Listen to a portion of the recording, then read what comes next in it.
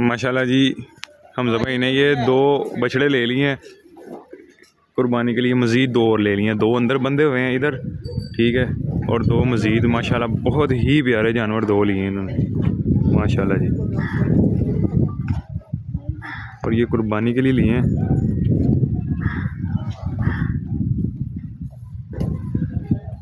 माशाल्लाह जी,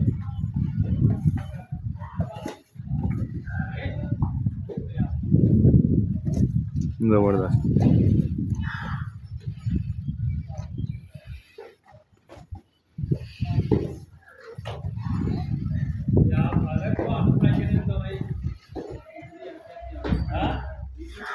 दो 2024 के 2025 माशाल्लाह जी, 2025 के हैं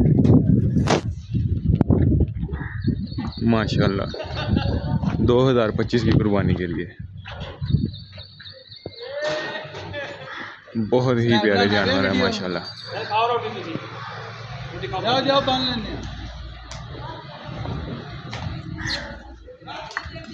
वीडियो को पूरा देखिएगा, आपको माशाल्लाह बहुत मज़ा आएगा। ज़बरदस्त यार, बहुत प्यारी चीज़ें हैं माशाल्लाह।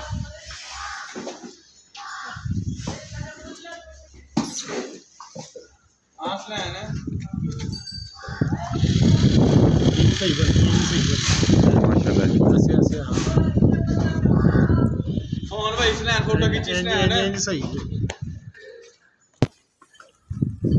पिछे हो ते पिछे हो पूरे बच्चे बेच आने पर ओ ते लिथियाई साहब कितने बेच आने चाहिए